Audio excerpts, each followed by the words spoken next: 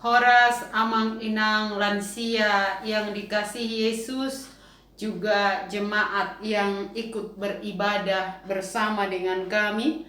Saat ini kita berjumpa kembali dalam PA Seksi Lansia Selasa 20 Juli 2021. Kita persiapkan hati kita untuk memuji Tuhan. Marede Mahita Sian Bukwede nomor 227 ayat sada.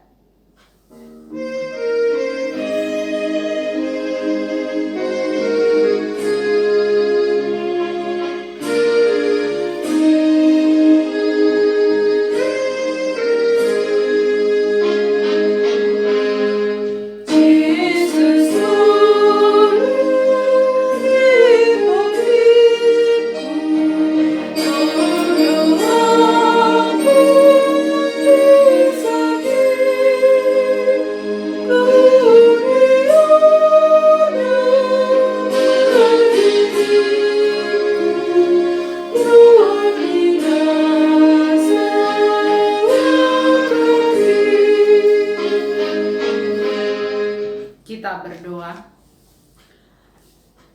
Tuhan Allah pencipta dan pemilik kami, saat ini kami datang ke hadapan-Mu, beribadah sujud di bawah kaki-Mu, mendengarkan firman-Mu. Karena itu Tuhan, berfirmanlah dan persiapkan hati, pikiran, jiwa kami, kuasai agar kami boleh sungguh-sungguh mendengarkan firman-Mu. Di dalam nama Allah Bapa, Anak, dan Roh Kudus kami beribadah kepadamu. Amin. Firman Tuhan yang menjadi renungan kita dalam ibadah ini diambil dari surat Paulus kepada jemaat di Filipi 2 ayat 5 sampai 11. Demikian firman Tuhan. Hendaklah kamu dalam hidupmu bersama menaruh pikiran dan perasaan yang terdapat juga dalam Kristus Yesus, yang walaupun dalam rupa Allah tidak menganggap kesetaraan dengan Allah itu sebagai milik yang harus dipertahankan, melainkan telah mengosongkan dirinya sendiri dan mengambil rupa seorang hamba dan menjadi sama dengan manusia. Dan dalam keadaan sebagai manusia, ia telah merendahkan dirinya dan taat sampai mati, bahkan sampai mati di kayu salib.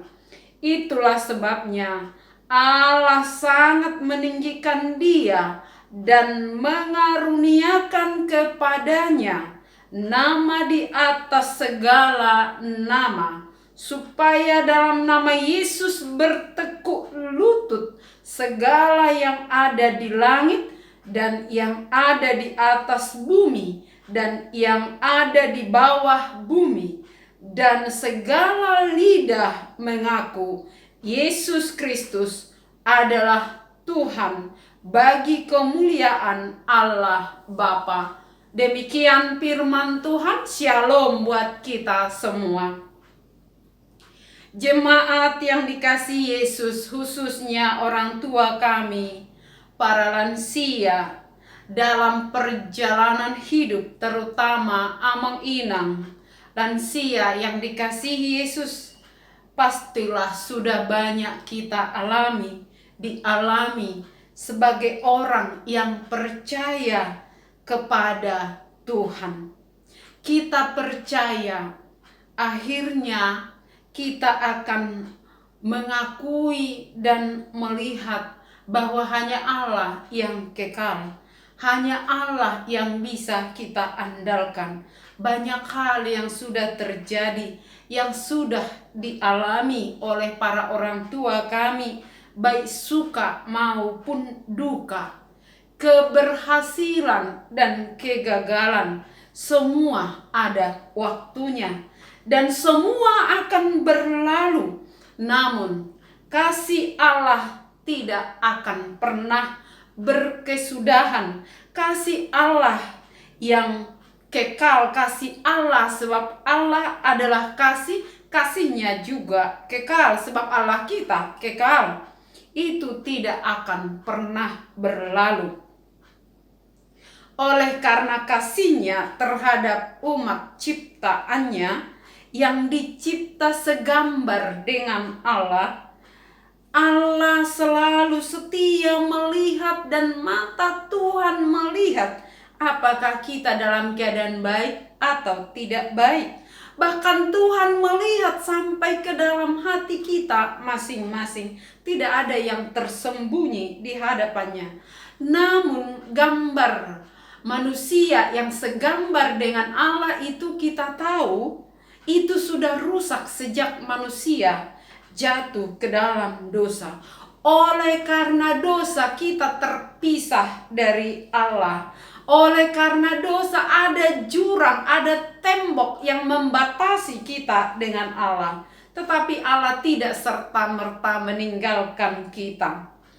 Ia selalu punya cara untuk menolong dan menyelamatkan kita orang-orang berdosa asal kita percaya kepadanya. Untuk itu Ia sendiri yang datang menjadi manusia. Dalam firman Allah yang kita dengar tadi, bahwa Allah sendiri yang berinisiatif hadir untuk menolong manusia yang sudah rusak gambar Allah tadi di dalam diri manusia ciptaan Allah itu. Maka firman ini sering disebut dengan nyanyian Kristus. Allah yang mengutus anaknya, yaitu Yesus Kristus, Allah yang telah mengambil rupa seorang hamba, melakukan banyak hal untuk menyelamatkan kita, menghubungkan kita dengan Allah yang tadi oleh karena dosa sudah ada jurang pemisah, sudah ada tembok yang membatasi. Tetapi di dalam Kristus tembok itu dihancurkan. Tirai yang memisahkan kita dari kasih Allah itu dihancurkan, supaya kita boleh kembali bersekutu dengan Dia. Cara Allah untuk menyatakan dirinya dalam firman Tuhan tadi yang sudah kita dengar. Yang pertama dikatakan, Ia hadir di dalam diri Yesus, mengosongkan diri, kenosis. Apa yang terjadi ketika Yesus hadir? Allah hadir di dalam diri Yesus, mengosongkan dirinya.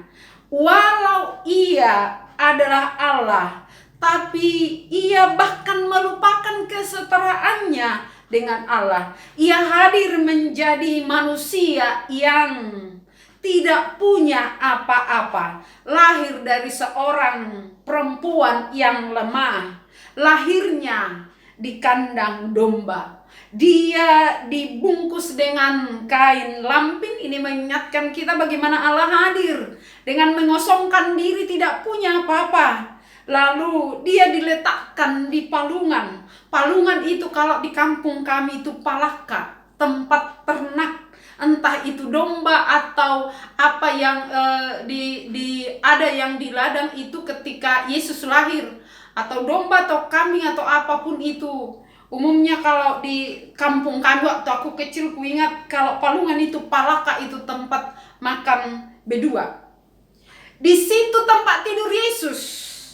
Dia benar-benar mengosongkan diri, tidak punya apa-apa, bahkan ditolak oleh dunia. Tidak ada rumah yang menerimanya. Mengosongkan diri, kenosis. Datang dan hidup sebagai manusia yang hina, miskin, supaya kita menjadi kaya. Yang kedua dikatakan tadi, Ia merendahkan diri. Menjadi seorang hamba, doulos, budak. Yesus katakan, aku datang untuk melayani, bukan untuk dilayani. Dia hadir sebagai pelayan, sebagai budak yang hadir merendahkan diri serendah-rendahnya dan menjadi sama seperti manusia yang hina, yang rendah, Supaya apa? Supaya kita manusia yang hina rendah itu bisa datang berjumpa dengan Dia. Ia sebagai Allah yang maha tinggi mau merendahkan diri agar sekali lagi agar manusia yang rendah, yang tidak bernilai, tidak punya status, menjadi berharga dan memiliki nilai yang tinggi. Firman Tuhan yang disampaikan oleh Paulus dikatakan, tidak tahukah kamu bahwa tubuhmu telah ditebus dan dibayar lunas dengan darah Kristus? Maka muliakanlah Dia, Kristus, dengan tubuhmu. Nilai harga kita oleh karena Yesus yang merendahkan diri, maka kita yang percaya kepadanya memiliki status yang tinggi, nilai yang tinggi, harga yang tinggi. Darah Yesus.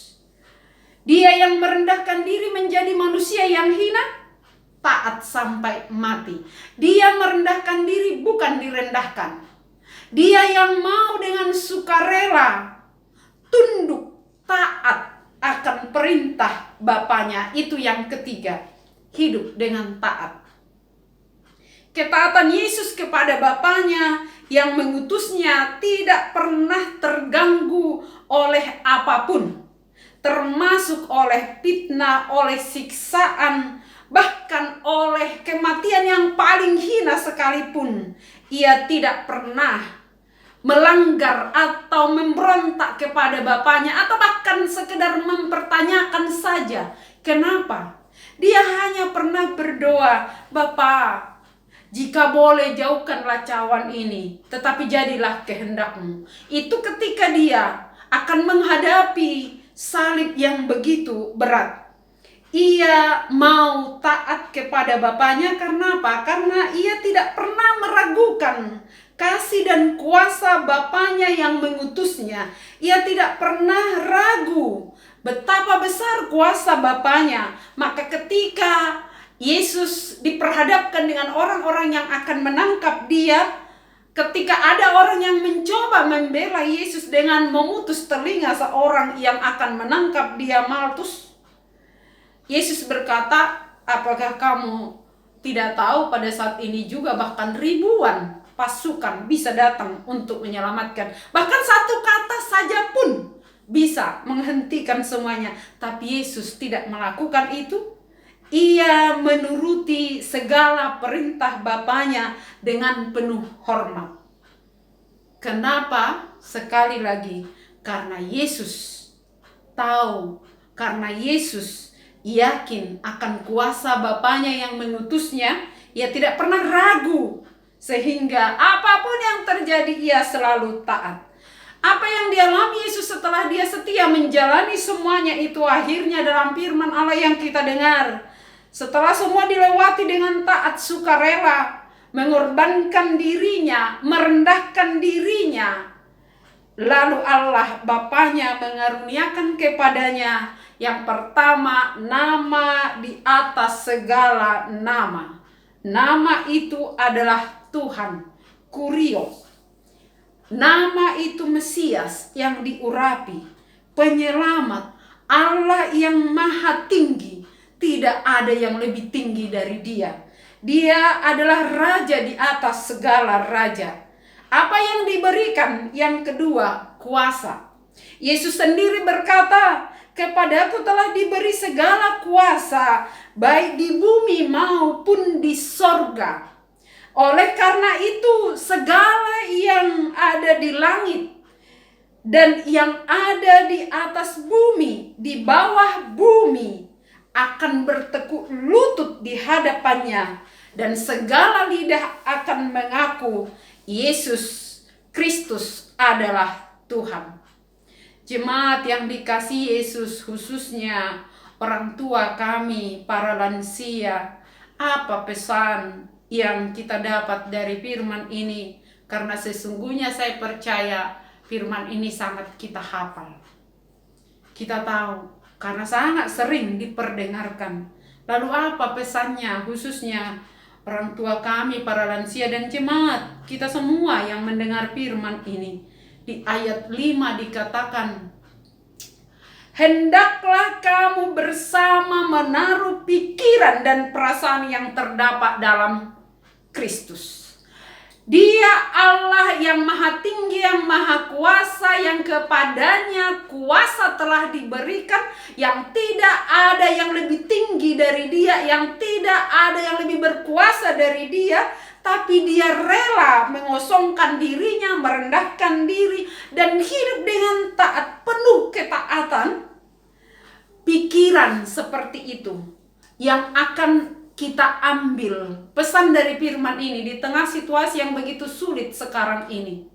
Jangan sampai pikiran kita yang kita andalkan, jangan sampai sekedar perasaan manusia kita yang kita lakukan, yang kita pakai untuk menilai segala sesuatu. Entah itu menilai pekerjaan orang lain, entah itu melihat apa yang sedang dikerjakan pemerintah kita di tengah pandemi COVID yang begitu ganas pada saat ini. Jangan pernah pikiran kita saja yang kita pakai, jangan pernah perasaan kita saja yang kita pakai. Tetapi firman ini mengatakan, hendaklah kamu bersama menaruh pikiran solukon hamuma songon parrohaon ni Kristus Yesus. Parrohaon, pikiran, perasaan Kristus itu adalah perasaan yang penuh kasih, yang lemah lembut, yang rendah hati, yang tidak pernah bertahan di dalam status harga dirinya.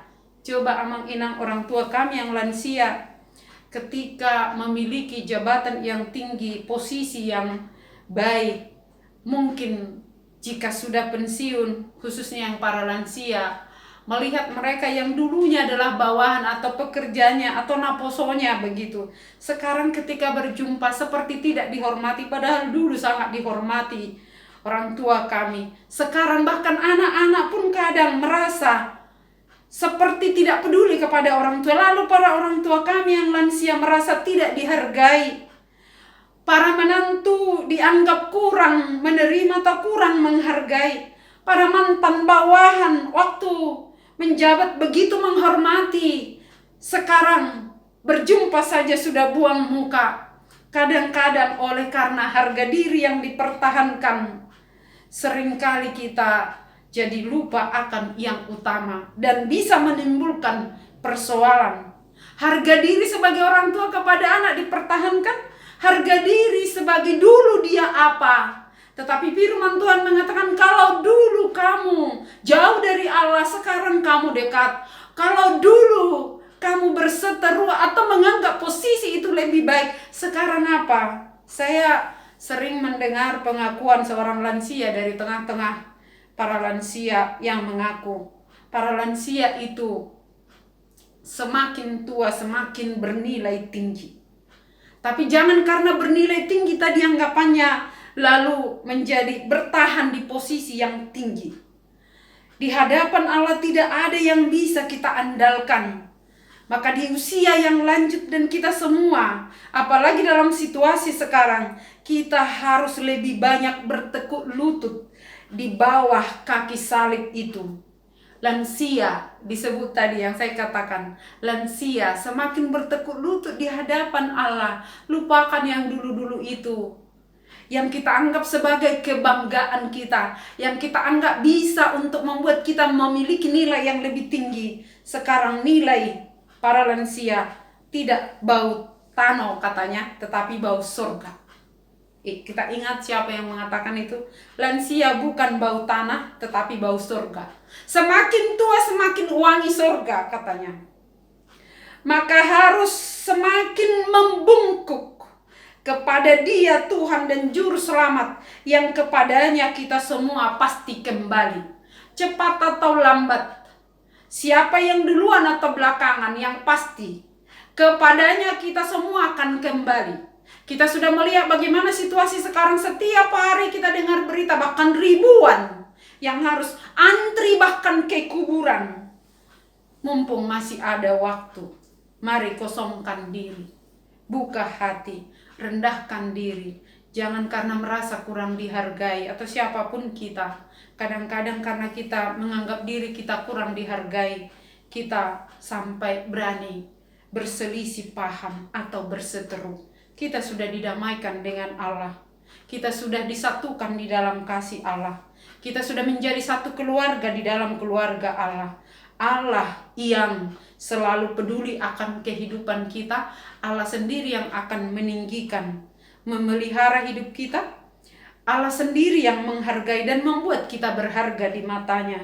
Bahkan waktu mati pun dikatakan berharga di mata Tuhan. Kematian orang yang percaya kepadanya. Oleh karena itu pesan firman ini, mari kita menaruh pikiran dan perasaan yang terdapat dalam Kristus, mengosongkan diri, hidup dengan rendah hati, dengan taat kepada firman Tuhan.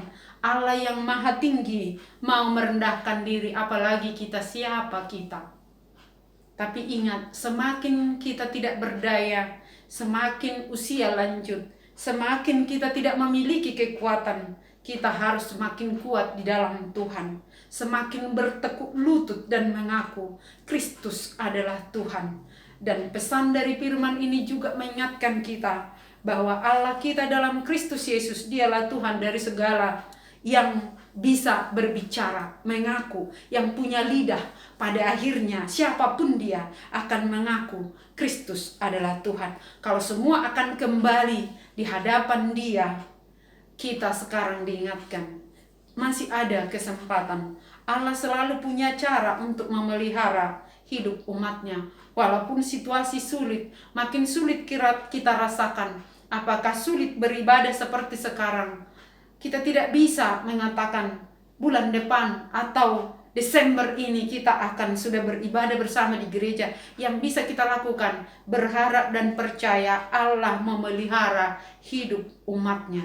Allah memelihara hidup kita. Allah selalu punya cara untuk menolong kita. Maka bertekuk lututlah di hadapannya. Hiduplah dengan taat kepadanya. Dia penolong yang setia. Amin. Kita berdoa. Terima kasih Tuhan atas firman yang telah kami dengar. Kau masih berkenan berfirman kepada kami di tengah situasi yang kami hadapi Tuhan. Sudah lebih 1 tahun, bahkan 1,5 tahun kami hanya bisa beribadah secara khusus di PA lansia, beribadah secara virtual. Tolong Tuhan setiap hati umat-Mu, terutama orang tua kami, para lansia, kuatkan mereka, mampukan mereka, berikan hikmat Tuhan. Di usia yang lanjut itu mereka harus beribadah seperti ini. Tolong Tuhan Yesus, jamah setiap hati orang tua kami untuk dapat memahami rancangan-Mu Tuhan. Sehingga semakin mereka bertambah usia, semakin kami bertambah usia, semakin dewasa memahami kehendak-Mu dalam hidup kami. Berikan kesehatan Tuhan untuk seluruh jemaat-Mu, khususnya para lansia yang Tuhan kasihi, yang sedang bergumul dalam kesehatan Tuhan. Para orang tua kami yang lansia, ketua kami pada saat ini, keluarga Amang MM Siagian bersama dengan inang kami, Inang Siagian Boru Sianturi, juga anaknya Tuhan, Amang Andri Siagian. Tuhan Yesus, dalam kondisi mereka yang sedang isolasi, tolonglah mereka Tuhan, pulihkan keadaannya. Dan untuk inang kami, Inang Dorcas Boru Pasaribu, untuk inang Profesor Silalahi Boru Huta Barat, orang tua kami yang para lansia Tuhan, keluarga Huta Galung Boru Pasaribu, dan yang lainnya Tuhan Yesus, orang tua kami para lansia yang sedang lemah tubuh pada saat ini, lawatlah mereka, berikanlah mereka kekuatan, hikmat yang daripada-Mu. Tuhan, Engkau melihat keadaan para orang tua kami. Tolong mereka Tuhan. Ketika tubuh mereka semakin lemah, berikanlah kekuatan. Ketika penglihatan mereka semakin kabur, bukalah mata iman untuk melihat betapa besar kuasa-Mu menuntun mereka. Dan ketika mereka semakin sulit untuk memahami situasi dunia pada saat ini, berilah mereka hikmat, sehingga mereka dimampukan untuk terus memanggil nama-Mu dan mendoakan anak-anaknya, mendoakan negara ini. Sebagai orang tua kami yang lansia, biarlah mereka menjadi teladan bagi kami. Dan kami memohon Tuhan untuk anak-anak mereka, untuk seluruh jemaat-Mu dari yang kecil sampai yang tua. Biarlah Tuhan yang memelihara hidupnya sebagaimana yang Tuhan firmankan, bahwa Engkau sudah hadir bahkan mengambil rupa seorang hamba demi keselamatan dan menyelamatkan kami orang berdosa. Biarlah kasih karunia-Mu itu tetap Kau nyatakan Tuhan di tengah negara kami. Pimpinlah para pemimpin kami di negara ini Tuhan, mulai dari presiden sampai ke tingkat lingkungan RT, agar semuanya boleh bersatu hati melakukan yang terbaik untuk mengatasi pandemi COVID-19, untuk mengatasi persoalan ekonomi, persoalan status sosial dan yang lainnya Tuhan, persoalan keamanan. Berkati para aparat kami, berkati juga para medis Tuhan Yesus. Biarlah semuanya yang bekerja di dinas kesehatan boleh memahami rancangan-Mu. Lindungilah mereka Tuhan, agar mereka boleh melakukan tugasnya dengan benar dan terlindungi dari situasi yang sulit ini. Berkati juga seluruh jemaat-Mu Tuhan Yesus, begitu banyak yang terpapar.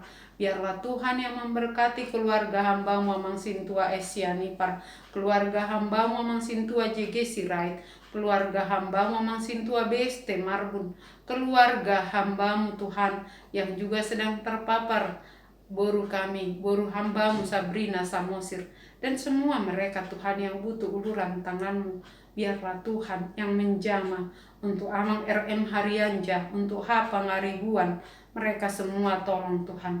Dan semua yang tidak bisa kami sebut namanya satu persatu, biarlah Tuhan yang menguatkan, menghibur yang berduka untuk inang kami Opung Clarissa Boru, yang juga sedang isolasi Tuhan. Di tengah isolasi dia juga harus berduka ditinggalkan oleh borunya yang dia kasih, Romauli. Pak Pahan, juga keluarga Mang Tesi Barani, Tuhan telah panggil anak yang dia kasihi, Prengki Sibarani. Hiburkanlah mereka semua dan semua masyarakat yang sedang bergumul dan berjuang untuk meraih kesehatan. Biarlah Tuhan memberkatinya. Terima kasih Tuhan, kepadamu kami berserah. Dengarlah doa kami sesuai dengan kehendak-Mu dalam nama Yesus. Ampuni kami dan sempurnakanlah doa kami. Amin. Mari de mahita sian buku de nomor 700 sia ayat sada lasta pasahat peleata.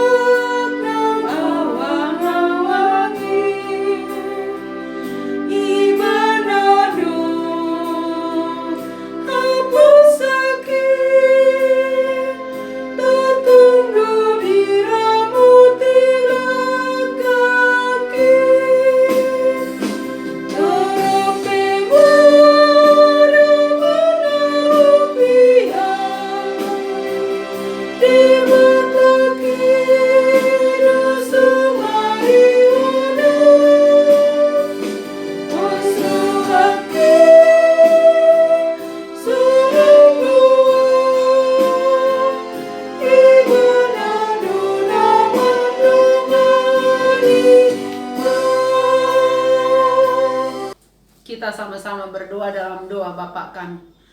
Bapa kami yang di surga, dikuduskanlah nama-Mu, datanglah kerajaan-Mu, jadilah kehendak-Mu di bumi seperti di surga. Berikanlah kami pada hari ini makanan kami secukupnya, dan ampunilah kami akan kesalahan kami, seperti kami juga telah mengampuni orang yang bersalah kepada kami.